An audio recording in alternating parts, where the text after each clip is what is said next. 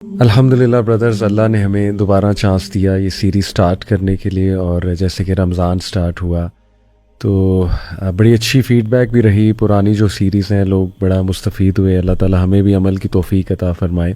It's an honour for me to be in this series, اور it's an honour to be talking about the Quran. اللہ میں اہل القرآن بنائے سب کو، اور بعمل بھی بنائے. اس حوالے سے I am very excited to be sitting with you guys انشاءاللہ and talking about reflections from the Quran انشاءاللہ تعالیٰ.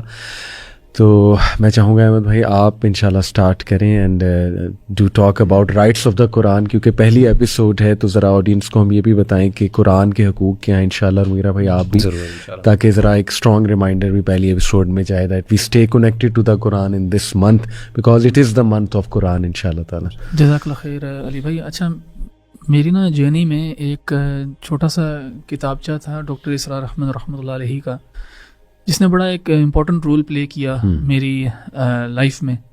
کیونکہ جب میں نے وہ پڑھا اور اپنا جائزہ لیا نا تو میں نے سمجھا کہ میں نے فیل کیا ہے لائف کے اندر، اور کہ اگر اللہ تعالیٰ نے میرے سے کچھ یہ اسپیسیفک سوال پوچھے تو میرے پاس ایک سفیشینٹ جواب نہیں ہے. اور وہ ڈاکٹر صاحب کا کتابچہ تھا مسلمانوں پہ قرآن مجید کے حقوق کے نام سے. اور ڈاکٹر صاحب نا 5 حقوق گناتے ہیں قرآن کے مسلمان کے اوپر، یعنی ہر مسلمان کے اوپر یہ 5 حقوق لازم ہے. یعنی these are rights that the Quran has upon each and every Muslim. اس میں سے پہلا حق جو تھا وہ یہ تھا کہ اس پہ ایمان لے کے آیا جائے. بالکل ٹھیک. اس پہ ایمان لایا جائے کہ اللہ تعالیٰ کی طرف سے کتاب ہے.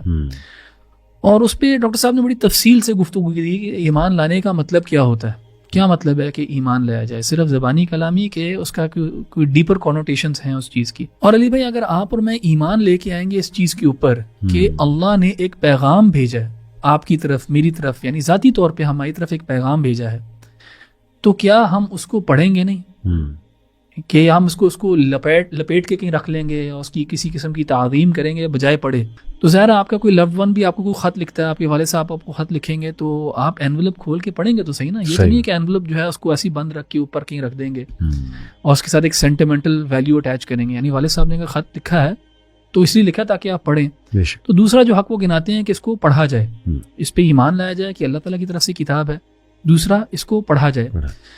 اور پڑھنے کا مقصد کیا ہوتا ہے؟ یعنی انسان کوئی چیز پڑھتا ہے سمجھنے کے لیے، تو ظاہر ہے پڑھنا محض پڑھنا نہیں، سمجھنے کی نیت سے اور سمجھنا اس کو.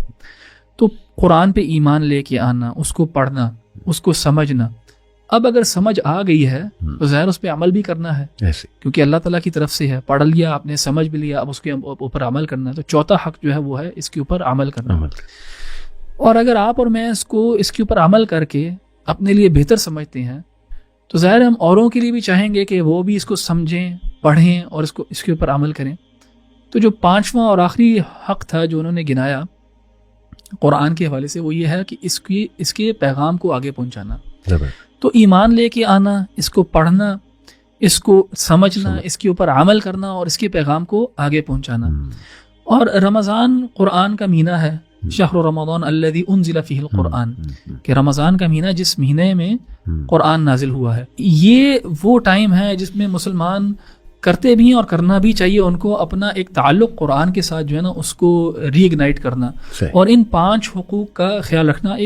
ہم نا ہر لحاظ سے کہیں نہ کہیں کمی کوتاہی ہے ہمارے اندر، ایمان کے لحاظ سے بھی، پڑھنے کے لحاظ سے بھی، قرآن کو سمجھنے کے لحاظ سے بھی، عمل کے لحاظ سے بھی اور آگے پہنچانے کے لحاظ سے بھی.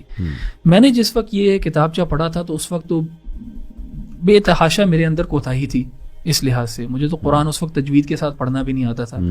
تو میں نے جب اپنا محاسبہ کیا تو مجھے ہوا کہ اگر اللہ نے میرے سے سوال کیا کہ تم نے کیوں نہیں میری کتاب کو وقت دیا، اس وقت میں یونیورسٹی بھی گریجویٹ کر چکا تھا، تو I had around 20 years of education under my belt.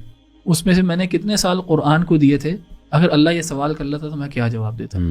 تو ہمارا بھی جو مقصد ہے ان ریفلیکشن سیریز کا وہ آڈینس کو تھوڑا سا ایکوپ کرنا ہے، تھوڑا سا فیسیلیٹیٹ کرنا ہے کہ وہ بھی ان 5 حقوق کو سر انجام دے سکیں، قرآن کے ساتھ ایک مانوسیت پیدا کر کے اس کو کچھ نہ کچھ حد تک سمجھ کے. ساتھ ساتھ ہمارے میں تو ریکمینڈ کروں گا کہ ہر روز اس سیریز کو یا اس سیشن کو سننے سے پہلے وہ ترجمے سے پورا ایک جز جو ہے وہ کور کر لیں، پھر یہ سیشن بھی سنیں انشاءاللہ. بہترین نصیحت. مغیرہ بھائی میں چاہوں گا آپ اس پہ بھی روشنی ڈالیں کہ رمضان از اے منتھ آف جوائے.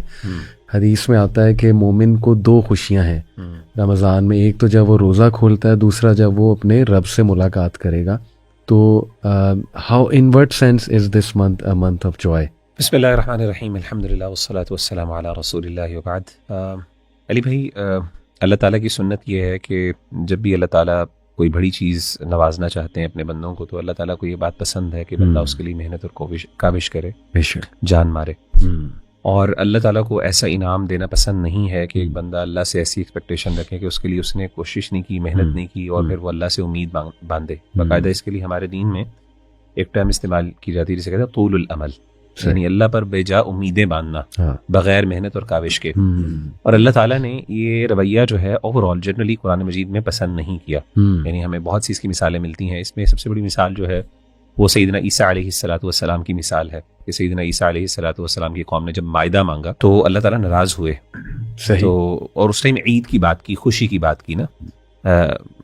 قال عیسی ابن مریم اللهم ربنا انزل علينا مائدة من السماء تكون لنا عيدا لأولنا وآخرنا وآية منك وارزقنا وأنت خير الرازقين. یعنی خوشی، ایک فیسٹیول، ایک سیلیبریشن کی بات کی کہ اللہ یہ آپ ہمارے لیے نازل کریں مائدہ، تو یہ ہمارے لیے عید ہوگی ہمارے لیے، اور ہم اس پہ خوشی منائیں گے، اور ہم آپ کے لیے نشانی بھی ہوگی.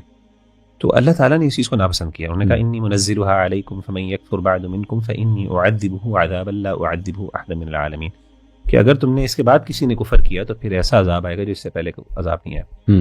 اسی طریقے سے وَإِذِ ابْتَلَىٰ إِبْرَاهِيمَ رَبُّهُ بِكَلِمَاتٍ فَأَتَمَّهُنَّ قَالَ إِنِّي جَاعِلُكَ لِلنَّاسِ إِمَامًا. یعنی اللہ تعالیٰ نے سیدنا ابراہیم علیہ السلام کی امتحان لیا، ان کو ٹیسٹ کیا، اور اس کے بعد فَأَتَمَّهُنَّ جب انہوں نے اس پہ کامیاب ہوئے تو کہا قَالَ إِنِّي جَاعِلُكَ لِلنَّاسِ إِمَامًا. تو ایک ریوارڈ کے طور پہ کہا امامت تمہیں ملے گی، ایسا نہیں امامت دے دی گئی. بالکل ٹھیک. تو یہ جو محنت ہے نا، بھوک پیاس برداشت کرنا، اس میں اصل چیز جو ہے وہ نفس کی تہذیب ہے، یعنی نفس کو کنٹرول کرنا، اس کو ڈسپلن کرنا. اور آپ دیکھتے ہیں کہ رمضان المبارک از آل اباؤٹ نفس پہ جو ہے نا اس کو مہذب کرنا، اس کو ڈسپلن کرنا، اس کو کنٹرول کرنا، ایسے ہی اللہ کی اطاعت اور فرمانبرداری کے لیے اس کو جو ہے نا مطیع فرمانبردار کرنا. تو اس محنت کے بعد، اور مشکل کام ہے، میں کہتا ہوں سب سے مشکل کام انسان کا نفس ہے. بالکل. تو اللہ رسول صلی اللہ علیہ وسلم سے صحابی نے پوچھا نا کہ ای الجہاد افضل، تو آپ نے کہا کہ تم جو ہے نا وہ اللہ کی خاطر اپنی نفس اور اپنی شہوات سے لڑو، اللہ کی خاطر. یہ سب سے بہترین، سب سے افضل جہاد ہے. ابن تیمیہ رحمۃ اللہ ابن قیم فرماتے ہیں، وہ کہتے ہیں کہ جہاد بالکفار سے بھی بڑا ہے، کیونکہ جہاد بالکفار بھی وہ بندہ اس سے لڑ سکتا ہے جس بندے نے اپنے نفس پہ کنٹرول کیا. ظاہر ہے جو بندہ اپنے نفس پہ کنٹرول نہیں کر سکتا وہ جا کے دوسری سے کیسے لڑے گا، کیونکہ اس کے لیے تو آپ نے قربانی دینی. تو کہنے کا مطلب یہ ہے کہ اس کے بعد، اس کے نتیجے میں اللہ تعالیٰ پھر ایک یعنی وہ ایک جس میں بھوک ہے، پیاس ہے، کاوش ہے، محنت ہے. اور اسی طریقے سے آپ دیکھیں گے اس کی ایک سملیرٹی ہمیں دوسرے پارے میں نظر آتی ہے. ہمیں جب اللہ تعالیٰ جالوت اور طالوت کا ذکر کرتے ہیں نا، تو وہاں پہ بھی پانی کا امتحان تھا، پیاس کا امتحان لیا، اور اس کے نتیجے میں اللہ تعالیٰ نے پھر سیدنا جو طالوت تھے اور سیدنا داؤد علیہ السلام کو ایک بادشاہت عطا کی. تو وہاں پہ ٹیسٹ ہے، ٹیسٹ کے بعد پھر بڑی کامیابیاں ہیں. تو میں سمجھتا ہوں کہ یہ جو آپ نے بتائی نا کہ جوائے کس چیز کا ہے، وہ ایک محنت اور ایک کاوش ہے، اور اس کے نتیجے میں اللہ تعالیٰ نے جو ہے کہ انعام کرنا ہے، جس کا انشاءاللہ ہم سب کو انتظار ہے، اور اللہ تعالیٰ ہم سب کو ان لوگوں میں شامل کرے. تو ہمیں اس کے لیے کمر بستہ ہونا ہے. یعنی بہت سے لوگ نا رمضان المبارک کو ایک سیزن آف لیتے ہیں کہ جی اب تھوڑا سا آرام ہم نے کرنا ہے، کہ جی اب ذرا تھوڑا سا سائڈ میں چیزیں کر لو تو ہم تھوڑا سا آرام کریں، ذرا کم باہر نکلیں، گھر میں رہیں. وہ بھی اچھی بات ہے، لیکن اصل میں یہ آرام کرنا ہے دنیاوی معاملات سے، لیکن دنیاوی معاملات کو چھوڑنا ہے، ترک کرنا ہے، اور اپنے دین کی خاطر اور عبادات میں اپنے آپ کو کھپانا ہے، اس میں تھکانا ہے. قیام جو ہے نا اور روزہ جو ہے یہ تھکانے کے لیے، تھکنے کا مہینہ ہے، جستجو کا مہینہ ہے، اس کے بعد پھر خوشی اور اطمینان کا مہینہ ہے. زبردست. تو یہ اصل میں کچھ نصیحتیں تھیں، کچھ باتیں تھیں. بارک اللہ فیک.